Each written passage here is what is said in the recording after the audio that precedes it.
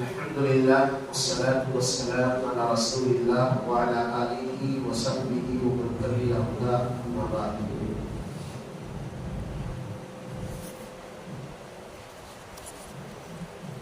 أعوذ بالله من الشيطان الرجيم. بسم الله الرحمن الرحيم.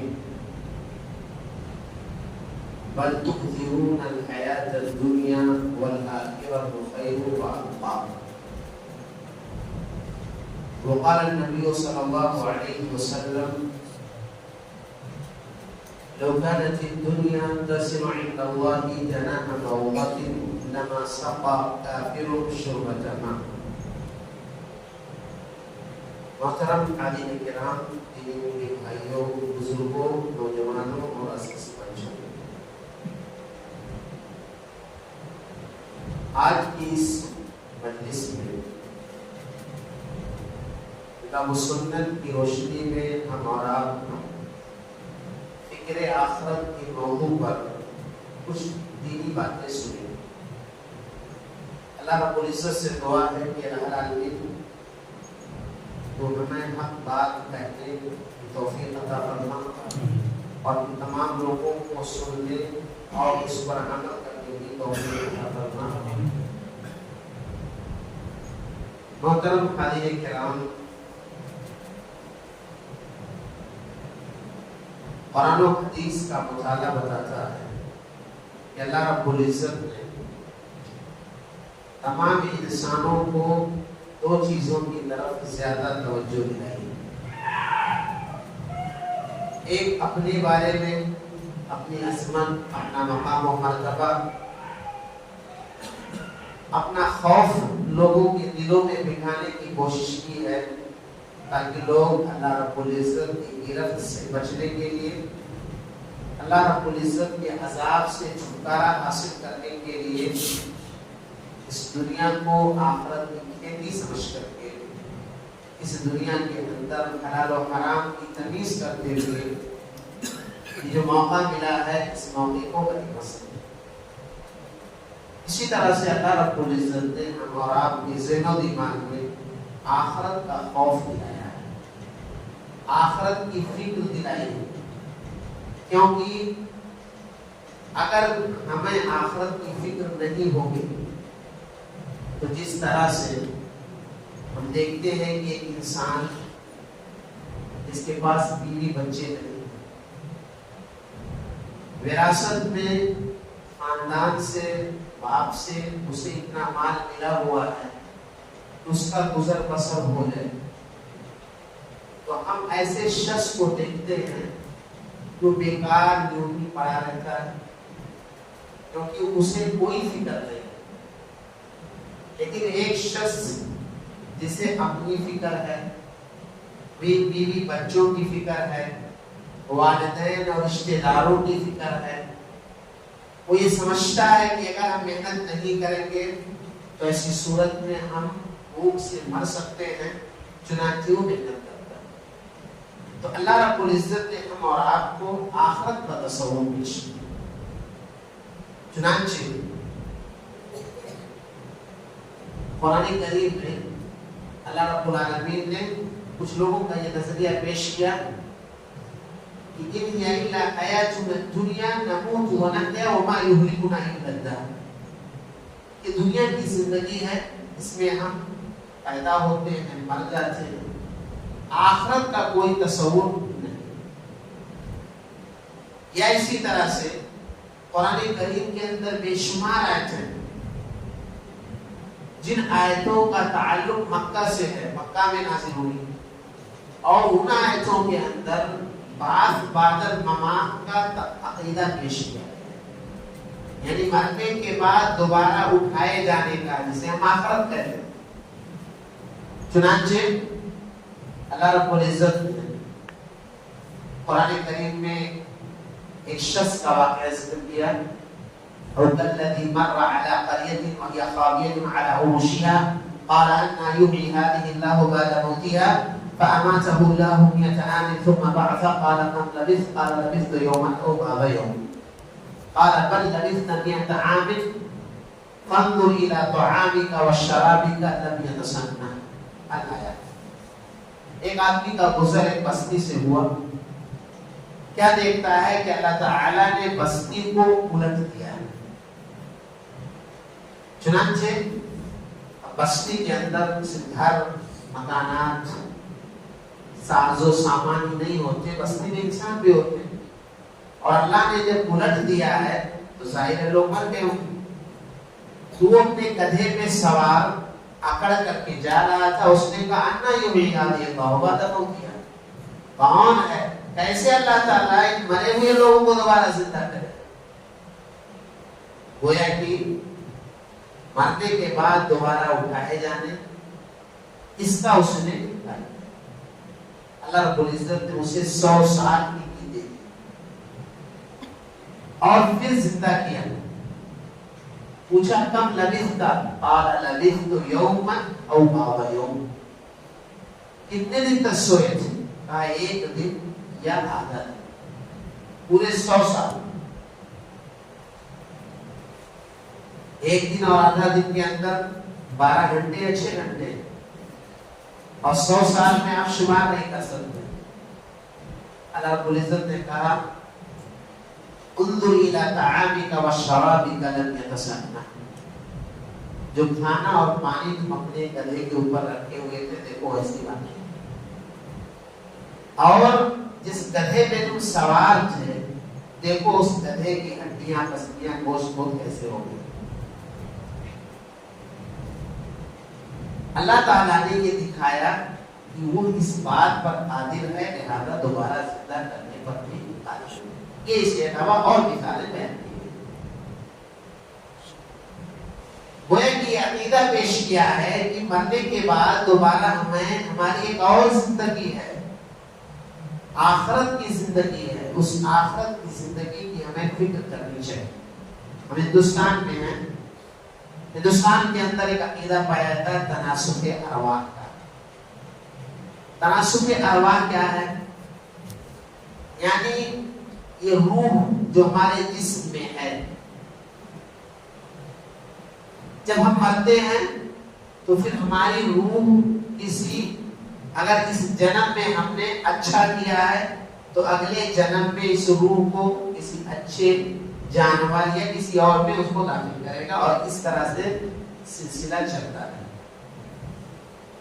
اور حدیث کے اندر روحوں کا جو تصور پیش کیا گیا ہے وہ یہ ہے کہ وَمِنْ وَرَائِهِمْ بَرْزَخٌ إِلَى يَوْمِ يُبْعَثُونَ. یہ عقیدہ غلط ہے کہ عید میلاد کے موقع پر یا شب برات کے موقع پر یا اپنے حساب سے مختلف موقعوں پر نبی کی یا بزرگوں کی روحیں آتی ہیں لہذا قبرستان چلیں یا گھروں کے اندر سجائیں، چراغاں کریں تاکہ روحوں کا بہتر قسمت معلوم ہو. اللہ تعالیٰ نے فرمایا کہ وَرَائِهِمْ بَرْزَخٌ إِلَى يَوْمِ يُبْعَثُونَ. دنیا کی زندگی اور برزخ کی زندگی میں ایک دیوار آئی ہے، کب تک؟ دوبارہ زندہ کی جاتی ہے. لہذا آنے جانے کا سلسلہ ختم. تو جن لوگوں کے یہاں یہ عقیدہ ہے کہ روحیں منتقل ہوتی رہتی ہیں، گویا کہ ان کے یہاں بھی آخرت کا تصور نہیں. اسلام نے آخرت کا تصور پیش کیا. اسی لیے ہم قرآن حدیث میں پڑھتے ہیں.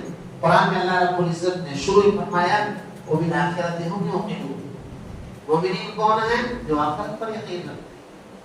اللہ کے نبی صلی اللہ علیہ وسلم نے کئی ساری حدیثوں میں من کان یؤمن باللہ والیوم الآخر فلیکرم ضیفہ فلیکرم جارہ فلیقل خیرا او لیصمت.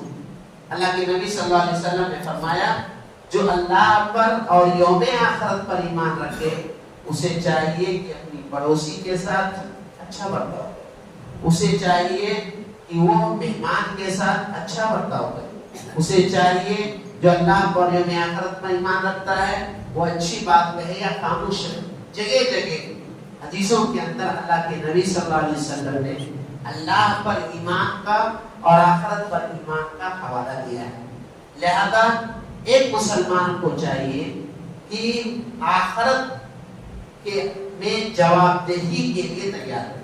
یاد رہے قرآن میں کیا اللہ نے کہا فی یوم کان مقدارہ 50,000 سنہ. قیامت کے دن ایک دن جو ہے دنیا کے 50,000 سال کے دنوں کے برابر ہے. لہذا ایک مسلمان کو یہ تصور قائم رکھنا چاہیے کہ ہم دنیا میں جو کر رہے ہیں ایسا نہیں ہے کہ کھائیں پیئے مریں گے زندہ ہوتا ہے پیدا ہوئے ہیں بس اور کوئی نہیں ہے. جب ہر چیز کا ایک مقصد ہے, ہر ابتدا کی ایک انتہا ہے, ہر نکلتے سورج کا ڈوبنا ہے, ہر صبح کی ایک شام ہے, تو پھر اس زندگی کا بھی کوئی نہ کوئی مقصد ہے. لہذا ہمیں آخرت کا تصور اپنے ذہن میں رکھنا چاہیے. یہ دنیا کی زندگی کیا ہے؟ اللہ کے نبی صلی اللہ علیہ وسلم نے فرمایا لو كانت الدنيا تصل عند الله جناح بعوضة لما سقى كافر شربة ماء. اگر یہ دنیا کی زندگی اللہ رب العزت کے ہاں مکھی کے پر کے برابر ہوتی تو ایک کافر ایک گھونٹ پانی کے لیے ترس جاتا. گویا کہ ہمارے ذہن و دماغ میں یہ بات بٹھانے کی کوشش کی ہے کہ دنیا سے ہمیں زیادہ تعلق نہیں رکھنا چاہیے.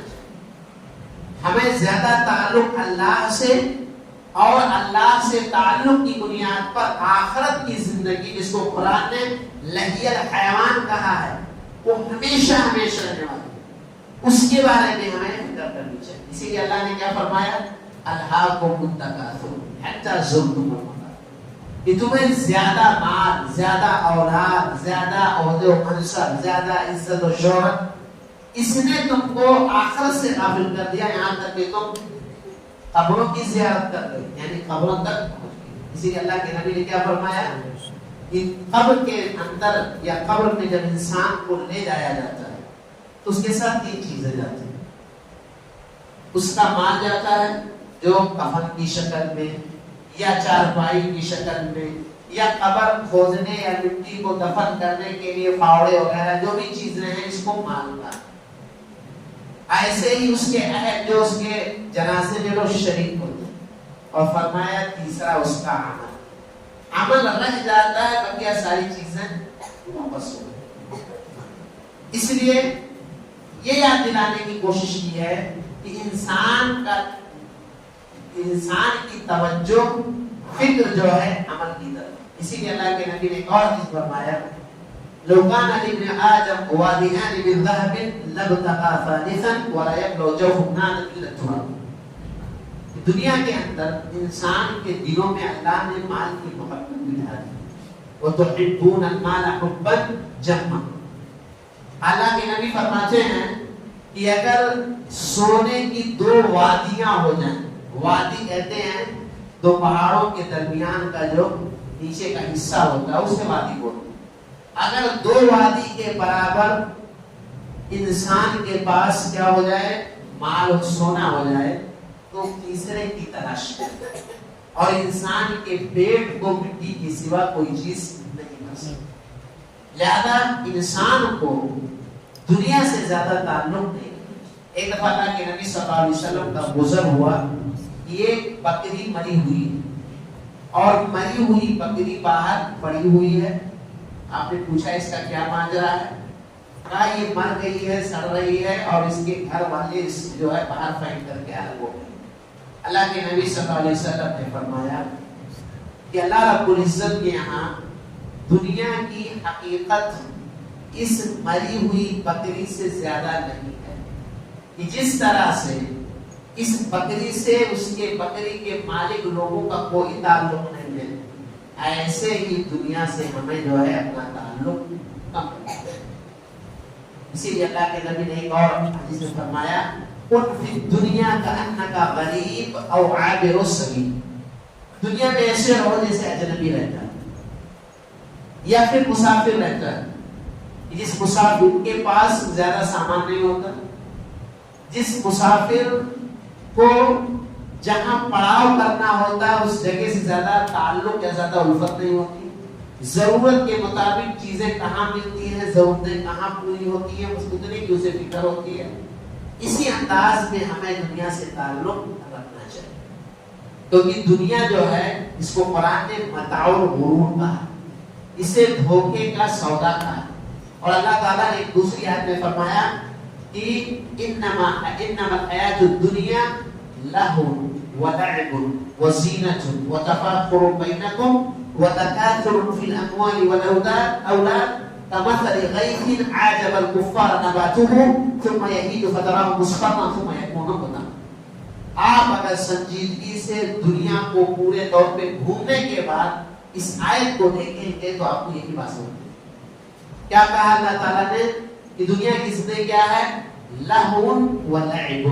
یہ لہو لعب، لہو لعب کا مطلب کیا ہے؟ بچے گھر گھروندا بناتے ہیں، خوب محنت کر کے اور شام میں توڑ کے پھینک دیتے ہیں. کھیل کھلاڑی کھیلتے ہیں، لوگ نہ جانے اس کے لیے کیا کیا تیاریاں اور سیٹ اور ٹکٹ اور سب، اور شام میں کھیل ختم، انسان کا بھی کھیل ختم. تو اللہ نے فرمایا کہ یہ لہو لعب ہے، وقتی طور پر تسکین حاصل کرنے، دل لبھانے کی جگہ ہے.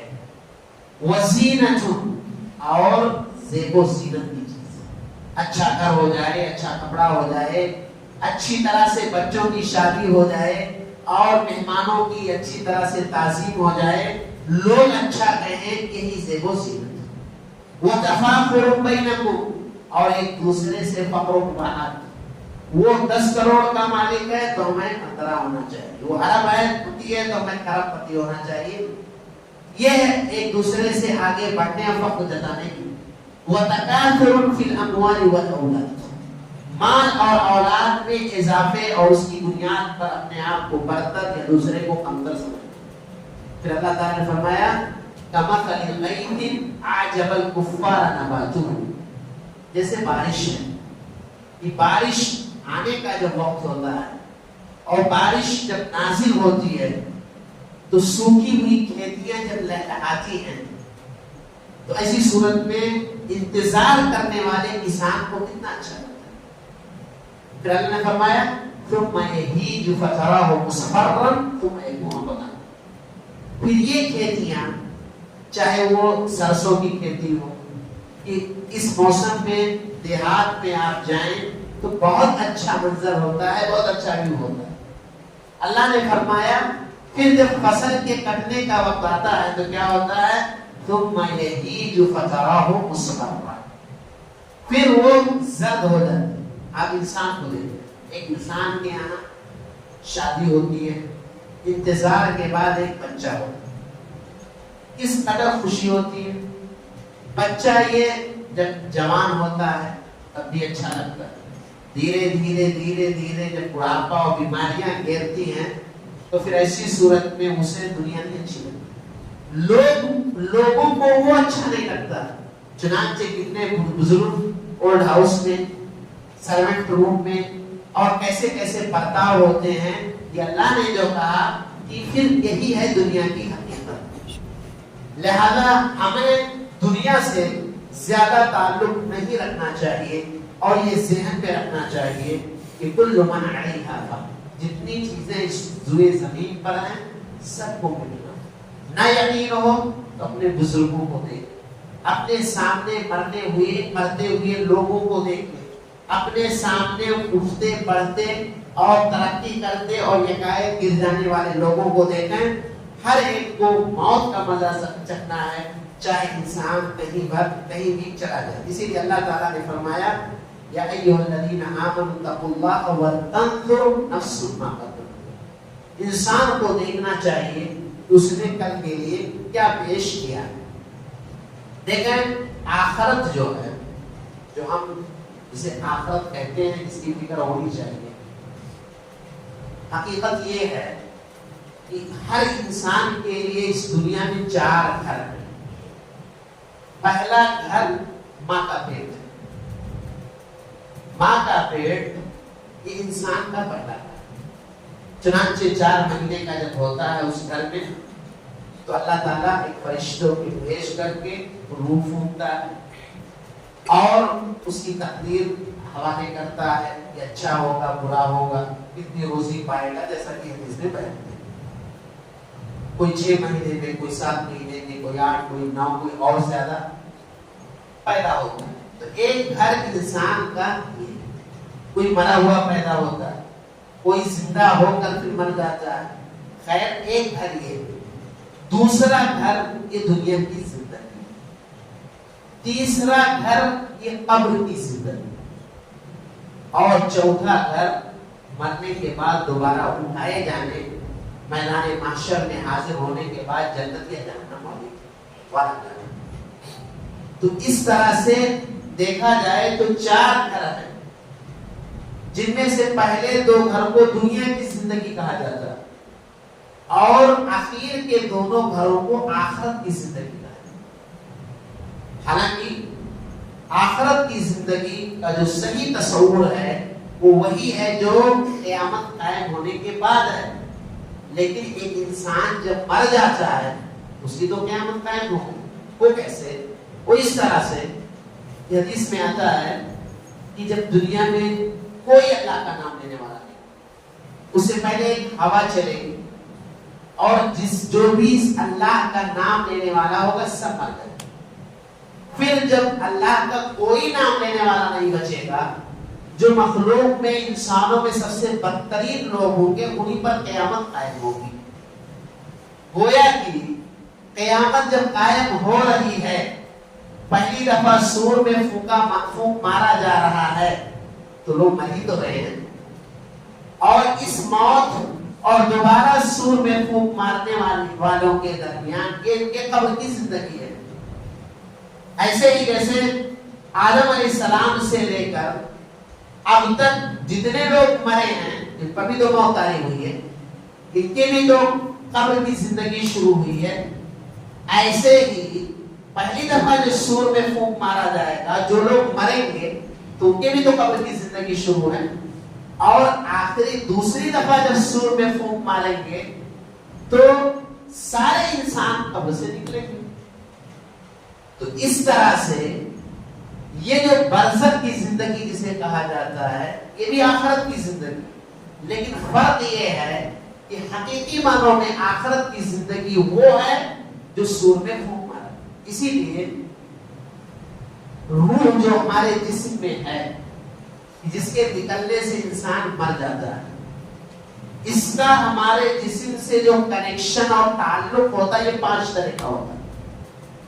پہلا تعلق ماں کے پیٹ کا ہے. چنانچہ الٹرا ساؤنڈ سے, سونوگرافی سے لوگ دیکھتے ہیں ایک بچہ حرکت کر رہا ہے, مسکرا بھی رہا ہے, سو بھی رہا ہے. گویا کہ کنیکشن جب ہوا تبھی تو حرکت ہوئی, ورنہ قرآن کی زبانی گوشت کا لوتھڑا تھا, نطفے کی حیثیت سے تھا, ہڈی کی حیثیت سے تھا. پھر اللہ نے اس کو مکمل انسان کی شکل دے کے روح میں پھونک ماری اور پھر رفتہ رفتہ پروگریس کرتے کرتے پھر دنیا میں آئے. تو ایک کنیکشن روح کا اس جسم کے ساتھ, دوسرا کنیکشن جو ہم اور آپ کے ساتھ, لیکن ایک تیسرا تعلق بھی زندگی میں ہے جو نیند کے عالم میں. ہم نیند کے عالم میں ہوتے ہیں, خواب میں ہم روتے بھی ہیں, خواب میں ہم اپنے مرے ہوئے بھائی کو دیکھتے بھی ہیں, خواب میں ہم نہ جانے اچھا یا برا کیا کرتے ہیں. حالانکہ وہی ہمارے بغل میں موجود شخص ہمیں ہو سکتا ہے گالی بھی دے, ہمیں مارے بھی, ہم پر پانی بھی ڈالے, لیکن ہمیں پتا. اسی لیے حدیث میں قرآن میں نیند کو موت کا بھائی کہا گیا. تو ایک تعلق یہ بھی ہے, 3 تعلق ہوا. چوتھا تعلق یہ قبر کی زندگی کا. حدیث میں آتا ہے, مختصر بتا دوں, کہ جب دنیا سے جانے کا وقت آتا ہے تو جو مین فرشتہ موت کا ملک الموت ہے, اس سے پہلے فرشتوں کی ایک جماعت آتی, اچھے کے ساتھ پاس بھی اور برے کے پاس بھی. کفن جنت کا اچھے والا یا اسی طرح سے برا ہے تو بری طرح سے, اس میں خوشبو نہیں ہوتی, اچھا ہے تو. اور پھر وہ لوگ ویسے ہی کاروائی کرتے ہیں جیسے آپریشن سے پہلے چھوٹے چھوٹے ڈاکٹر ساری چیزیں نرسیں تیار کرتی ہیں, پھر مین ڈاکٹر آ کر کے آپریشن کرتے. ایسے ہی یہ فرشتے روح کو نکالتے اور پوری عزت کے ساتھ, اچھے ناموں کے ساتھ, پورے آؤ بھگت, آج کل کی زبان میں کہا جائے پورا پروٹوکول دیتے ہوئے ان کو اور پوچھا جاتا ہے تو کہتے ہیں یہ ایک فلاں ہے اچھے نام سے، حدیث میں آتا ہے اس کی روح ایسے نکلتی ہے آسانی کے ساتھ جیسے مشکیزے سے برتن سے اوپر سے پانی آپ ڈالیں گے کتنے آسانی سے نکلتا ہے۔ اسی کے برعکس اگر برا ہے تو اسی صورت میں حدیث میں یہ بھی آتا ہے کہ فرشتے جو پہلے آتے ہیں اس طرح بیٹھ جاتے ہیں جیسے پوری ہوئے زمین پر فرشتے ہی فرشتے۔ اسی لیے حدیث میں قرآن میں موت کو یقین کہا گیا۔ آج بہت سارے ہم میں سے بہت سارے لوگ آخرت کا تصور تو ہے لیکن ویسے ہی جیسے اللہ پر ایمان ہے لیکن اللہ کا ڈر نہیں، آخرت کا تصور ہے لیکن اس کے لیے تیاری نہیں۔ لیکن جب خود کی آنکھ سے فرشتے کو دیکھ لیں گے کہ روح نکالنے کے لیے آیا ہے تو پھر جو گمان تھا یا جو یہ عقیدہ تھا کہ مرنا نہیں ہے، پھر انسان کو یہ احساس ہو جاتا ہے کہ جو باتیں مولوی صاحب کہا کرتے تھے واقعی نہ ہوتی۔ تو ایک مرحلہ یہ ہوتا ہے جب فرشتے روح نکال کر کے لے جاتے ہیں تو حدیث میں آتا ہے کہ جب اچھے ہوتے ہیں تو انہیں ساتوں آسمان پر لے جایا جاتا ہے کہ بار دیگرے فرشتے پوچھتے ہیں، اللہ رب العزت پوچھتا ہے کون ہے؟ پھر اللہ رب العزت کہتا ہے کہ میرے بندے کا نام علیین میں درج کر دو اور علیین اوپر۔ اور اگر برا ہوتا ہے اس کو ڈھکیلتے ہوئے مارتے ہوئے اس کی بدبو سے پورے لوگ پریشان ہوتے، بلکہ حدیث میں آتا ہے ایک مرتبہ ایک جنازے کا گزر ہوا، اللہ کے نبی صلی اللہ علیہ وسلم نے کہا مستریح و مستراح۔ صحابہ نے کہا اللہ کے نبی مستراح کا کیا مطلب؟ تو آپ نے فرمایا مستریح یعنی اب وہ دنیا کے اندر چاہے جتنا بھی آرام سے تھا لیکن مکمل کسی کو آرام نہیں ملتا۔ یہ الگ بات ہے کہ بظاہر ہمیں لگتا ہے کہ فلاں شخص آرام سے ہے لیکن آرام کی ساری چیزوں کے باوجود اسے کہیں نہ کہیں بے چینی ہوتی۔ تو دنیا کی ایک مومن دنیا کی پریشانیوں سے اب وہ آزاد ہو گیا ہے، اب جنت کی نعمتوں میں وہ رہے گا۔ مستراح کا مطلب کیا ہے؟ اللہ کے نبی نے فرمایا کہ اس سے انسان، جانور، چرند اور پرند یہ سب اب راحت میں ہو گئے۔ چنانچہ ہمارا آپ کا تجربہ ہے اگر کوئی بندہ جانوروں کو خوب مارتا ہے تو جانور اسے دیکھ کر کے بھاگتے ہیں، انسانوں کو ستاتا ہے تو لوگ جو ہے چاہتے ہیں کہ اس منحوس کی شکل نہ۔ ایسے ہی ہم بہت سارے جانور چرند پر جو ہم نہیں جانتے ان کے یہاں بھی یہی تصور ہے جو ہم جانوروں کو، کتوں کو، بلیوں کو جو دیکھتے ہیں یا پرندوں کو اس سے جو ڈر کے بھاگتے ہیں، ایسے ان سے بھی ان کے یہاں بھی ہے یہ کہ اس سے وہ تکلیف محسوس کرتے ہیں۔ اور اس چیز کو ہمیں یاد رکھنا چاہیے کہ گناہوں کے جو بہت سارے اثرات ہوتے ہیں یہ بھی ایک طرح کا گناہ ہی ہے۔ حدیث میں کیا آتا ہے کہ یہ حجر اسود جو ہے یعنی کالا پتھر، یہ جنت سے جو نازل ہوا تھا یہ دودھ سے زیادہ سفید تھا۔ ہم انسانوں کے گناہوں نے اس کو کیا کر دیا ہے؟ کالا کر دیا ہے، لہذا اس طرح سے معاملہ ہوتا ہے۔ پھر حدیث میں آتا ہے کہ جب اسے لے جاتے ہیں اس روح کو تو پہلے آسمان پر جب پہنچتے ہیں فرشتے لے کر کے تو آسمان کے سارے دروازے بند ہو گئے۔ پھر اللہ رب العزت کہتا ہے اسے سجین میں ڈال دو اور سجین زمین کے نیچے کی۔ لہذا معلوم یہ ہوا کہ روحیں اپنی اپنی جگہوں پہ چلی جاتی ہیں۔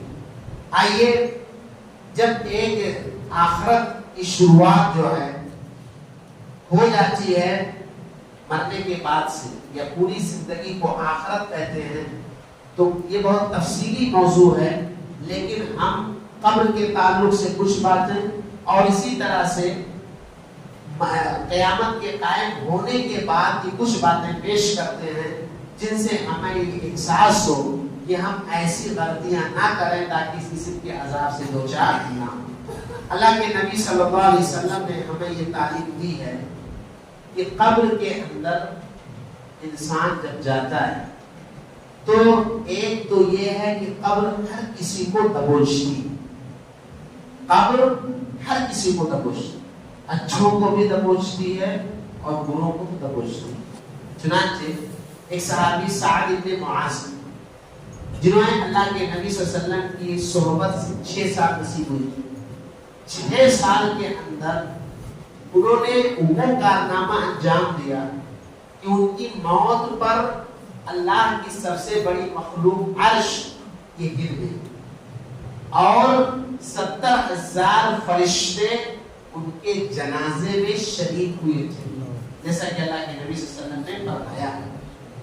اور آپ فرماتے ہیں لقد ذم ضمة ثم فرج عنها، قبر نے محبت میں ان کو دبوچا اور پھر وہ چھوڑ دیا۔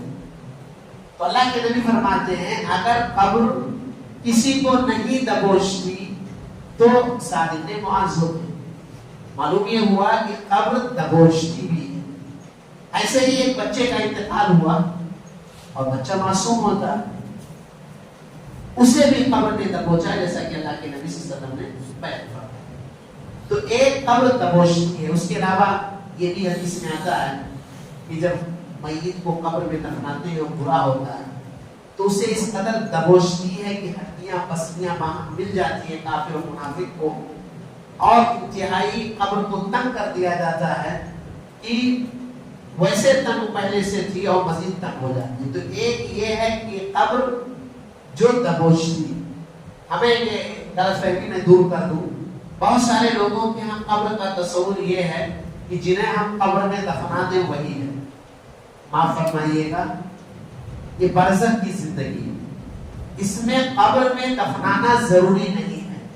مثلا کوئی شخص اپنے مردے کو جلا کے راکھ بنا کے اڑا دے، یا کسی کو کوئی جانور کھا لے، کوئی بڑا جانور شیر چیتا اور کوئی جانور کھا لے، اور کھانے کے بعد ظاہر ہے اس انسان کے جسم کا گوشت اس جانور کے جسم میں جب جائے گا تو اس کی ہڈی بن سکتی ہے، اس کا خون بن سکتا ہے، اس کی فضلات بن سکتے ہیں۔ جیسے ہم بڑے سے بڑے جانور کو کھا کے اپنے جسم کا حصہ بناتے ہیں ویسے وہ بن جائے، تو آدمی تو ختم ہو گیا۔ تو کیا ہم یہ کہیں گے کہ قبر کی زندگی اس کی نہیں ہے؟ تو اگر انسان جل کر راکھ ہو جائے، انسان کسی جانور کسی درندے کے جسم کا حصہ بن جائے، لقمہ بن جائے، تو یہ ذہن میں نہیں ہونا چاہیے کہ قبر کی زندگی یا سزا یا جزا اسے نہیں ملے گی۔ اس لیے کہ ایک حدیث میں آتا ہے، پرانے زمانے بنی اسرائیل میں ایک آدمی تھا، اچھا انسان تھا، لیکن اللہ کے ڈر سے اس نے اپنے بچوں کو وصیت کی کہ جب میں مر جاؤں گا تو میری جسم کو جلا کے راکھ کر دینا اور راکھ کو فضاؤں میں بکھیر دینا۔ اللہ رب العزت نے اس کے راکھ کو اکٹھا کر کے اور باقاعدہ اسے حاضر کیا اور پوچھا کہ تمہیں ایسا کیوں کہا تھا؟ اس شخص نے کہا اللہ تیرے خوف سے۔ میرے کہنے کا مقصد یہ ہے کہ اللہ رب العزت جو راکھ کو اکٹھا کر سکتا ہے، کیا وہ اللہ جس انسان کو جانور درندوں نے کھا کے ختم کر دیا ہے کیا انہیں اکٹھا نہیں کر سکتا؟ یا اسی طرح سے قرآن میں ایک مثال بھی ہے، حضرت ابراہیم کے واقعے میں یہ ہے، ابراہیم علیہ السلام نے کہا اللہ تو مردوں کو کیسے زندہ کرتا ہے؟ اللہ تعالیٰ نے کہا کہ ایمان نہیں رکھتے، کہا ایمان رکھتا ہوں لیکن اطمینان چاہتا ہوں۔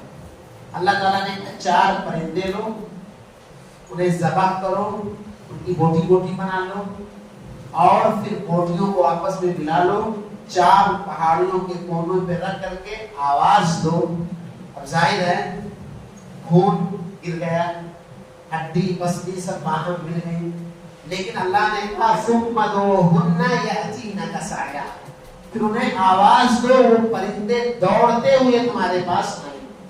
لہذا قبر کی زندگی کے بارے میں، آخرت کی زندگی کے بارے میں یہ تصور ذہن میں رکھنا چاہیے کہ اللہ ہر چیز کرتا ہے۔ اس لیے یہ ہمیں ذہن میں رکھنا چاہیے کہ قبر کے اندر اللہ رب العزت سزا یا جزا دیتا ہے. اسی لیے اللہ کے نبی صلی اللہ علیہ وسلم نے فرمایا کہ جب میت کو کاندھا دیا جاتا ہے تو اس سے آواز آتی ہے قدمونی قدمونی، تم جلدی لے چلو، روح نکل چکی ہے، آواز آتی ہے ہمارا ایمان ہونا چاہیے. اللہ کے نبی فرماتے ہیں اگر وہ میت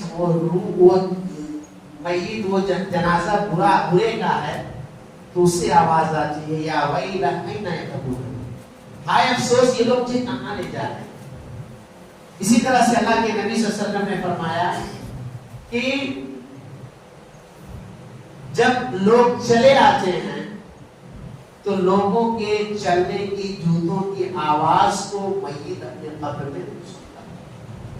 اسی طرح سے اللہ کے نبی نے فرمایا لولا ان تدافنوا لدعوت الله ان يسمعكم من عذابه، اگر تم اپنے مردوں کو دفنانا بند نہ کر دو تو میں اللہ سے دعا کروں گا کہ اللہ ان کے عذاب کو تمہیں سنا دے. اور اللہ کے نبی نے فرمایا انسان و جنات کو چھوڑ کر کے سب سنتے ہیں. آپ صلی اللہ علیہ وسلم کو بھی سنایا گیا، آپ نے مرتبہ فرمایا کہ یہود کو قبر میں عذاب ہو رہا ہے، یا اسی طرح سے دو قبر والوں کے بارے میں آپ نے فرمایا کہ عذاب ہو رہا ہے اور فلاں فلاں گناہ کی وجہ سے ہو رہا ہے. تو کہنے کا مقصد یہ ہے کہ قبر کے اندر عذاب ہوتا ہے، سزا یا جزا کا نظم ہے. اور قبر ایک بات ہے کہ دبوشتی ہے، دوسری چیز یہ ہے کہ قبر کے اندر فتنہ ہوتا ہے جس کو سوال و جواب کہتے ہیں. اسے فتنہ حدیث میں کہا گیا ہے. فتنہ کا مطلب امتحان سب کے سامنے واضح نہیں ہوتا ہے. جس کی تیاری صحیح ہوتی ہے، توفیق مل جاتی ہے اللہ کی طرف سے، تو پھر وہ سوال کا جواب دے دیتا ہے. اور جس شخص کی تیاری صحیح نہیں ہوتی، گھبرا جاتا ہے، تو امتحان میں لکھ نہیں پاتا. یہی حال قبر کے اندر بھی. دونوں فرشتے جو آئیں گے ان کی آنکھیں نیلی ہوں گی، بھیانک قسم کا چہرہ اور جسم ہوگا کہ انہیں دیکھ کر کے سامنے والا گھبرا جائے. اور پھر سوالات ہوں گے. یہ سوالات حقیقت میں پوری زندگی اللہ کی صحیح جانکاری، نبی کی صحیح اطاعت، آخرت کی اور اسلام پر صحیح طور پہ عمل کی صورت میں وہاں جواب پر پڑے. تو یہ دوسری چیز ہے جو قبر کے اندر ہوگا. تیسری چیز کیا ہے؟ اللہ کے نبی صلی اللہ علیہ وسلم نے فرمایا ان هذه القبور مملوءة ظلما، قبر تاریکیوں سے بھری ہوتی ہے. روشنی کیسے ہوتی ہے؟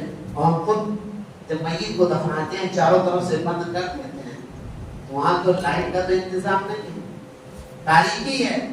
اللہ کے نبی صلی اللہ علیہ وسلم نے فرمایا کہ میری نماز کی وجہ سے، ایسے ہی صدقات و خیرات کی وجہ سے، قبر کے انسان کے اپنے نیک اعمال کی وجہ سے قبر کے اندر کیا ہے؟ روشنی ہوگی. وہ یہ معلوم یہ ہوا کہ قبر کی تاریکی جو خود ایک بھیانک چیز ہے، یہاں پر بھی اعمال کا دخل ہے.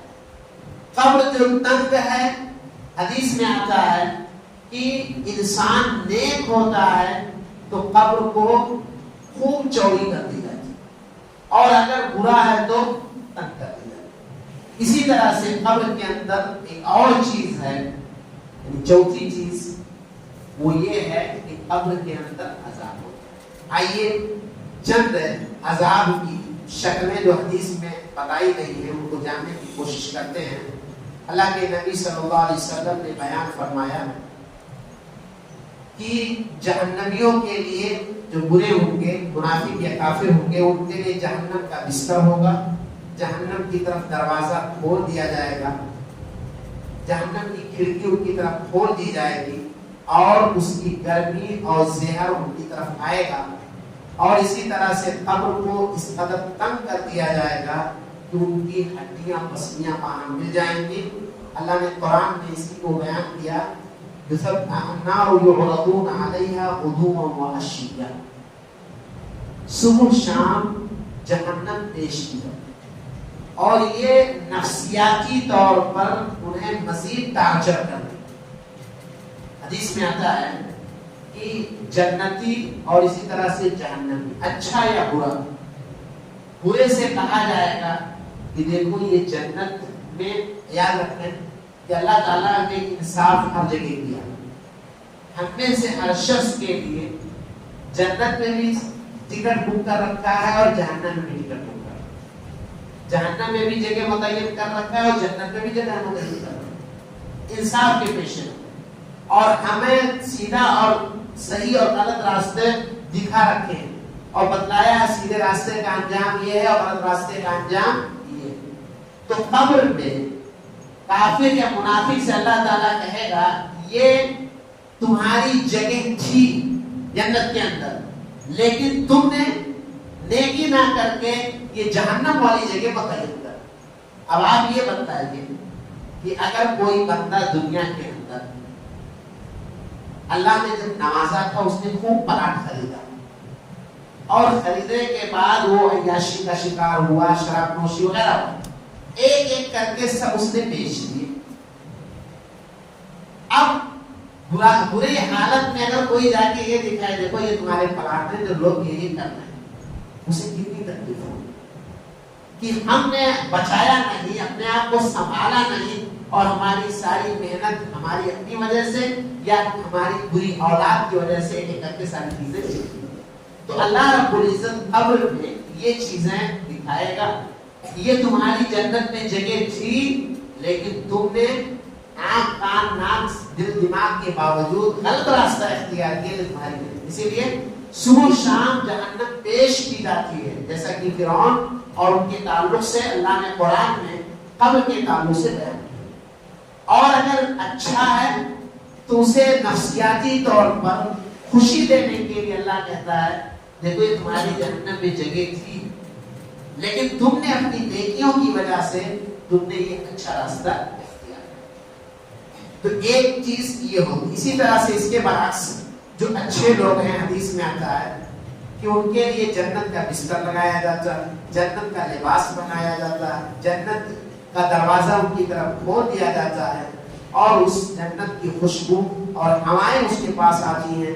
قبر میں تا حد نگاہ یعنی 70x70 حدیث میں آتا ہے کہ 70 گز چوڑا اور لمبا اس کے لیے کیا قبر کو کشادہ کر دی جاتی ہے. اور اس کے علاوہ اللہ کے نبی صلی اللہ علیہ وسلم نے یہ بھی فرمایا ہے کہ جب سوالات کے جوابات سے فارغ ہو جائے تو پھر ایک انسان آتا ہے اور یہ بھی ایک طرح سے ذہنی طور پر انسان کو یاد دلانے کے لیے اس کو احساس ہے. اچھا ہوتا ہے تو ایک اچھے خوبصورت انسان کی شکل میں اس کا عمل آتا ہے، اچھے لباس میں، خوشبو میں معطر، اور جب اس کے پاس آتا ہے تو پوچھتا ہے بھلے انسان تو کون ہو؟ تو کہے گا میں تمہارا عمل ہوں اور خوش ہو جاؤ جس چیز کا اللہ نے تم سے ہوا ہے.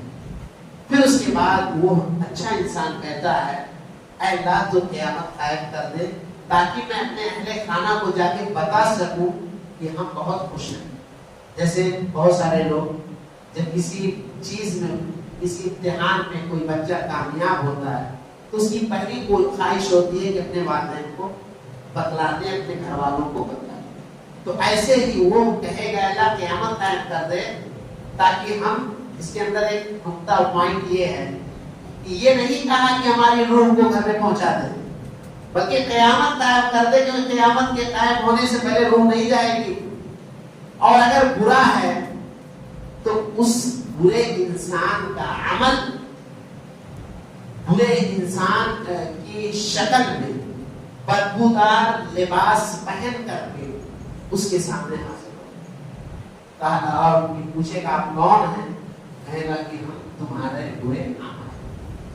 تو یہ بھی اللہ رب العزت فرمائے. حدیث کے اندر کچھ چیزیں بیان کی گئی ہیں. ایک یہ ہے کہ اللہ کے نبی نے فرمایا کہ میں نے بہت سارے مناظر دیکھے، چاہے وہ معراج کے موقع پر یا بعد، لیکن مجھے قبر سے زیادہ بھیانک منظر کوئی نظر نہیں آیا۔ اسی طرح سے حضرت عثمان رضی اللہ تعالیٰ عنہ جنہیں دنیا ہی میں جنت کی بشارت کئی دفعہ سنائی گئی تھی، جب وہ قبر پر جاتے تھے تو روتے تھے۔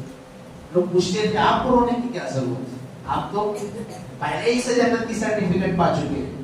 تو ان کا کہنا ہوتا تھا قبر آخرت کی منزلوں میں سے پہلی منزل ہے، جو یہاں نجات پا گیا آگے کی منزل اس کی آسان ہو جائے گی، اور جو یہاں نہیں نجات پایا آگے کی زندگی اس کے لیے اور مشکل ہو جائے گی۔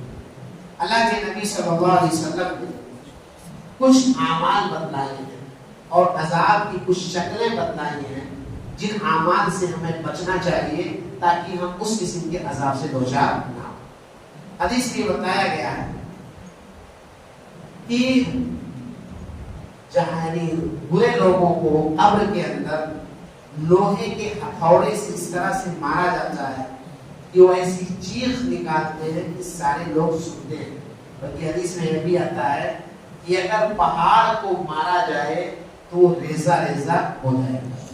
اسی طرح سے حدیث میں آتا ہے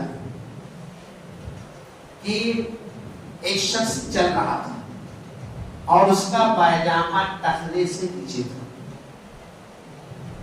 تکبر کی بنیاد پر اکڑ اکڑ کے چل رہا تھا۔ اللہ تعالیٰ نے اسے دھنسا دیا، اور اللہ کے نبی صلی اللہ علیہ وسلم فرماتے ہیں قیامت تک وہ دھنستا ہے۔ اس کے اندر دو باتیں ہیں۔ پہلی بات تو یہ کہ قبر کے عذاب کا سبب یہ ہے کہ ہم اپنے پائجامے کو، ازار کو ٹخنے سے نیچے رکھتے ہیں، کیونکہ یہ قبر کے عذاب کے اسباب میں سے ایک سبب ہے۔ دوسری چیز یہ ہے کہ زمین میں دھنسایا جانا یہ بھی قبر کے عذاب میں سے ایک سبب ہے۔ دوسری چیز یہ کہ اللہ کے نبی نے فرمایا، ایک لمبی روایت ہے جس میں 4 طرح کے لوگوں کا ذکر ہے کہ 2 فرشتے آتے ہیں اور مجھے عرض مقدس کی طرف لے جاتے ہیں۔ ان میں آپ صلی اللہ علیہ وسلم نے دیکھا کہ ایک بندہ ہے کہ جس کے منہ کو دل تک ادھر اور ادھر تک کھایا جاتا ہے۔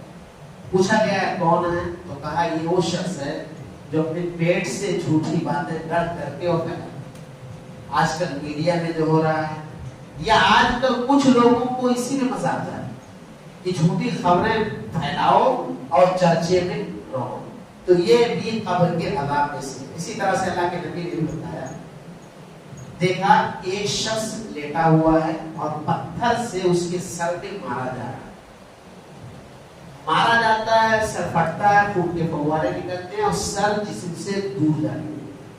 پھر وہ پتھر لینے جاتا ہے اور یہ سر آ کے لگ جاتا ہے، سلسلہ جاری ہے۔ آپ صلی اللہ علیہ وسلم کو بتایا گیا کہ وہ شخص ہے جس نے قرآن کو سیکھا تھا، پڑھا تھا، لیکن بھلا دیا، عمل کو چھوڑ دیا۔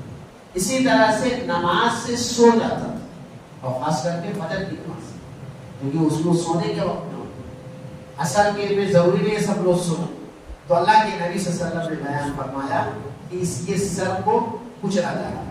اسی طرح سے اللہ کے نبی صلی اللہ علیہ وسلم نے دیکھا ایک تندور ہے، تندور اس کا اوپر کا منہ چھوٹا ہوتا ہے، نیچے بڑا ہوتا۔ آپ نے اس کے اندر ننگے مرد اور عورتوں کو دیکھا کہ نیچے سے آگ کا شعلہ اٹھتا ہے اور ان کی شرمگاہوں میں جا کے لگتا ہے۔ پوچھا یہ کون ہے، تو آپ کو بتایا گیا کہ یہ ننگے بدن والے جن کے ساتھ یہ حشر ہو رہا ہے، یہ دنیا میں بدکار ہے۔ لہذا ایسے بدکار لوگوں کی یہ سزا ہے، ایسے لوگوں کو ہوش میں آنا چاہیے۔ اسی طرح سے اللہ کے نبی نے قبر کے عذاب میں سے یہ بھی دیکھی کہ خون کی نہر جاری، خون کا دریا جاری ہے، اور بیچ دریا میں ایک بندہ کھڑا ہے اور ایک ساحل سے اسے پتھر مار رہا ہے۔ پوچھا گیا کون ہے، تو کہا یہ سود خور ہے جو دنیا میں سودی کاروبار کرتے تھے، سود کھایا کرتے تھے۔ اسی طرح سے اللہ کے نبی صلی اللہ علیہ وسلم نے یہ بھی بیان فرمایا کہ معراج کے موقع پر ہم نے دیکھا کہ کچھ لوگوں کے ناخن تانبے کے ہیں اور اس سے اپنے چہروں کو اور اپنے سینوں کو نوچ رہے ہیں۔ میں نے پوچھا یہ کون لوگ ہیں، تو آپ نے فرمایا یہ وہ لوگ ہیں جو غیبت کیا کرتے تھے، پیٹھ پیچھے کسی کی برائی کیا کرتے تھے، لہذا انہیں یہ عذاب ہوا۔ اسی طرح سے اللہ کے نبی نے دفعہ 2 قبر والوں کو دیکھا تو آپ نے بتایا کہ انہیں عذاب ہو رہا ہے۔ ایک کے بارے میں بتایا کہ وہ پیشاب کے قطرات سے نہیں بچتا، اب چاہے سرے سے استنجا نہیں کرتا ہے یا کھڑے ہو کر کرتا ہے اور پیشاب کے قطرات اس کے کپڑے پہ آ کے لگتے ہیں، جو بھی شکل ہو پیشاب کے قطرات سے وہ نہیں بچتا۔ اور دوسرا جو چغلخوری کہتے ہیں، ادھر کی بات ادھر جا کے لگانا تاکہ دونوں میں اختلاف ہو، لڑائی۔ تو اللہ کے نبی صلی اللہ علیہ وسلم نے یہ ہے چند چیزیں قبر کے عذاب کے سلسلے میں بیان فرمائی۔ آئیے آخرت کے سلسلے میں کچھ چیزیں جانتے ہیں اور آخرت کا نظام کیا ہے وہ ہو رہا ہے، تاکہ ہمیں آخرت کے سلسلے میں کچھ احساس کرتا ہو۔ اللہ کے نبی صلی اللہ علیہ وسلم نے بیان فرمایا کہ لِكُلِّ غَادِرٍ لِوَاءٌ یوم القیامہ عند اسمہ، انسان کے پیچھے سوری کے پاس ہر عہد شکنی کرنے والا، وعدہ کر کے عہد و پیمان کر کے توڑنے والے کے لیے جھنڈا لگایا جائے گا، جو یہ علامت ہوگی کہ دنیا میں وعدہ کر کے وعدہ کو توڑتا ہے، اور یہ سارے مجمع میں ہوگا، یہ بہت رسوا کن چیز ہوگی۔ ایک چیز اسی طرح سے اللہ کے نبی صلی اللہ علیہ وسلم نے بیان فرمایا کہ جس شخص کے پاس 2 بیویاں، آج بہت سارے لوگ کرتے ہیں اور سنت کو زندہ کرنا بھی چاہیے، لیکن انصاف نہیں کرتے، ایک کی طرف مائل ہوتے ہیں، دوسرے کو کی طرف حقوق نہیں ادا کرتے۔ تو اللہ کے نبی نے فرمایا کہ قیامت کے دن وہ آئیں گے ہاف پیرالائز، کیا مطلب؟ یعنی آدھا حصہ ان کا مفلوج ہوگا۔ یہ علامت ہوگی کہ اس کے جسم کے 2 حصے تھے اور 2 حصوں پر 2 عورتوں کا حق تھا، ایک کا ادا کیا ایک کا نہیں ادا کیا، اس لیے آدھا جسم اس کا کیا ہے وہ مفلوج ہے، فالج زدہ ہے۔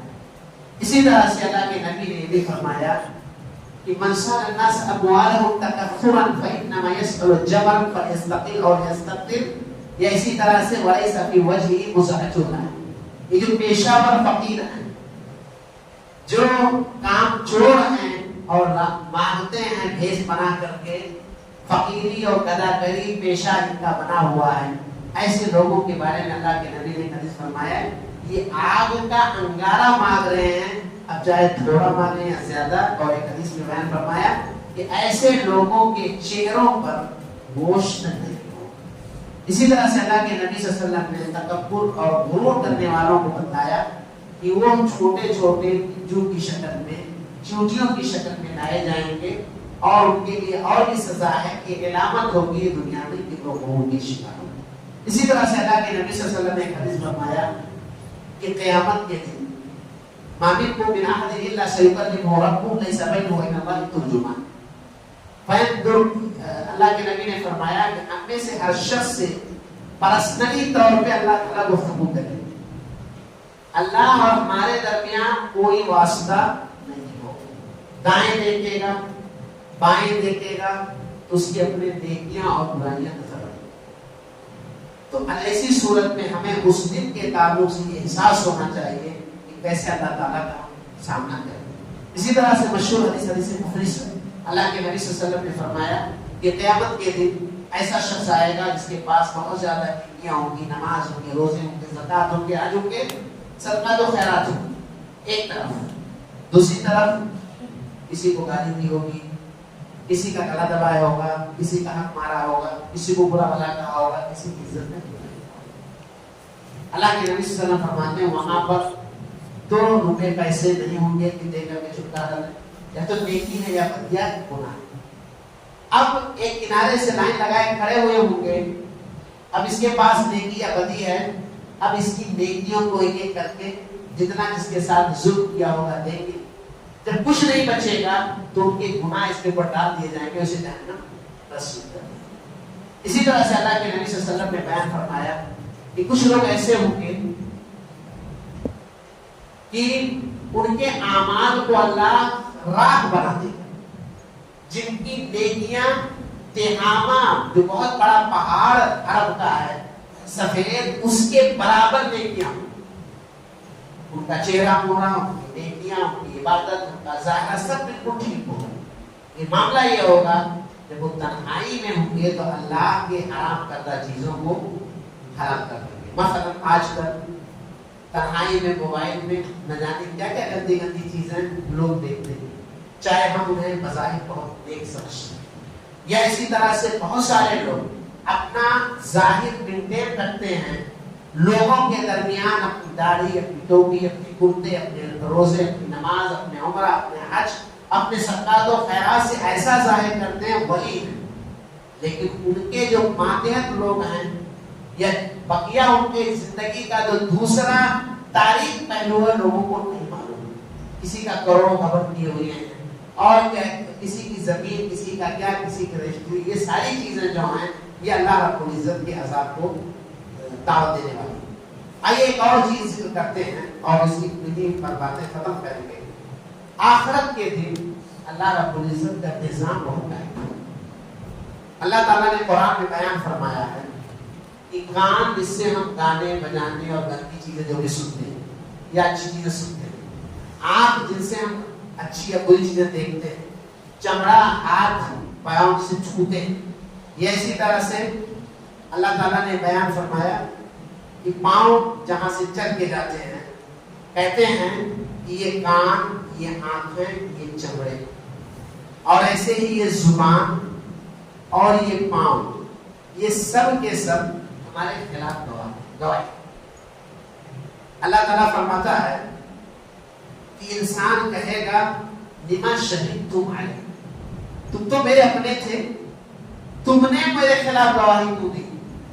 تو اللہ فرماتا ہے کہیں گے انطقنا اللہ الذی انطق کل شیء، ہمیں گفتگو کی صلاحیت تو اللہ نے دی ہے، جس نے ہر چیز کو بولنے کی صلاحیت۔ جب اللہ تعالیٰ موت کو ایک بیڑے کی شکل میں حاضر کر کے موت کو موت دے سکتا ہے تو اللہ تعالیٰ ہمارے انگلی میں زبان دے سکتا ہے، ہمارے پاؤں میں، ہمارے کان میں زبان نہیں دے سکتا۔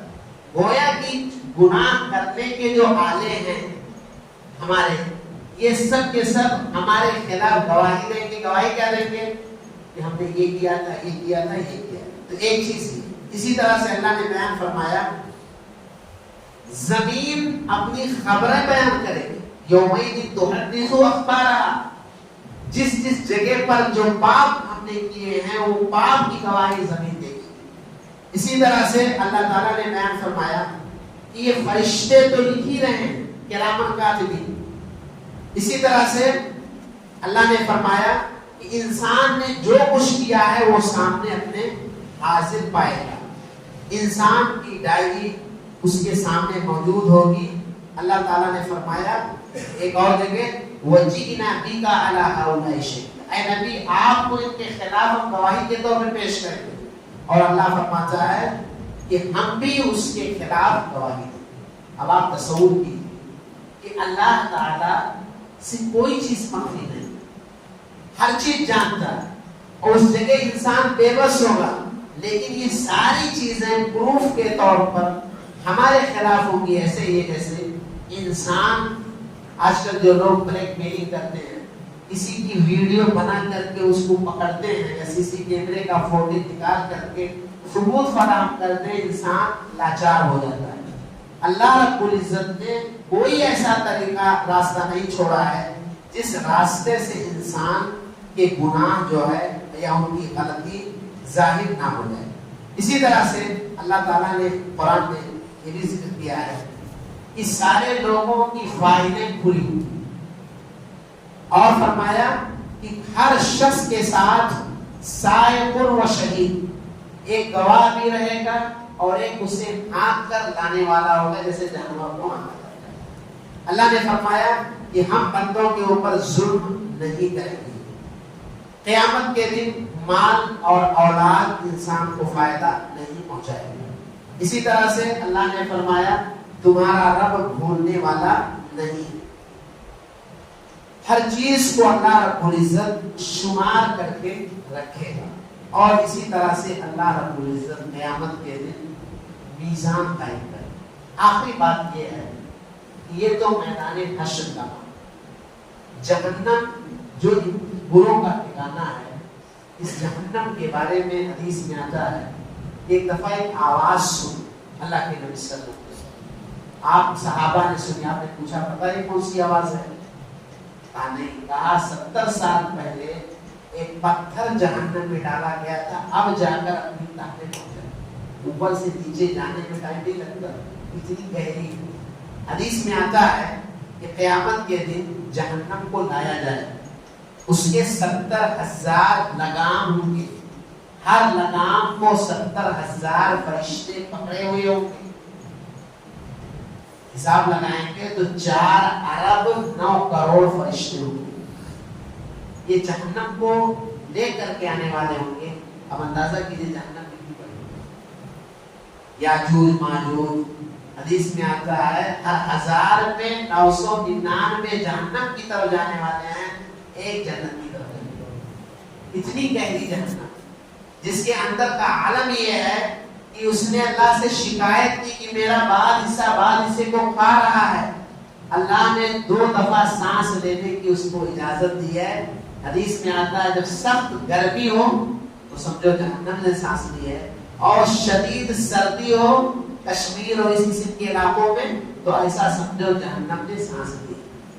اسی لیے حدیث میں آتا ہے کہ جب جنتی جنت میں جہنمی جہنم میں چلے جائیں گے تو اللہ تعالیٰ پوچھے گا جہنم سے حلیم تراجی، کیا تو بھر گئی؟ تو کہے گی کیا اور بھی ہیں؟ پھر اللہ رب العزت اپنے قدم کو اس میں ڈالے گا تو کہے گی قطب قطب اب میں بھر گئی۔ یعنی جیسے چھوٹے بچے ان کی بھوک ان کی آنکھ و زبان میں ہوتی، پیٹ بھرا ہوتا ہے لیکن ان کا ایمان، ایسے ہی جہنم بھر تو چکی ہوگی لیکن اللہ رب العزت جب قدم ڈالے گا تب جا کر کے اس کا ایمان بھرے گا۔ اس لیے یہ جہنم بروں کا ٹھکانہ ہے، ہمیشہ ہمیشہ جہنم رہے گی، جہنم ختم نہیں ہونے والی، جنت بھی ہمیشہ ہمیشہ رہے گی۔ اللہ رب العزت سے دعا ہے کہ العالمین تو ہمیں آخرت کی فکر کرنے کی توفیق عطا فرما، ہمیں قبر کے عذاب سے محفوظ رکھ، ہمارا ٹھکانہ جنت بنا، جہنم سے مولا ہمیں نجات دے۔ میرا العالمین تو ہمیں، ہمارے گھر والوں کو، ہماری اولاد کو تو جہنم کے عذاب سے محفوظ رکھ۔ میرا العالمین ہم تمام لوگوں کو دنیا کے تمام فتنوں سے محفوظ رکھ، اور ہم تمام لوگ کا خاتمہ ایمان پر فرما۔ آمین تقبل یا رب العالمین۔ سبحان اللہ و بحمدہ، اشہد ان لا الہ الا انت، استغفرک و اتوب الیک۔ جزاک اللہ خیر۔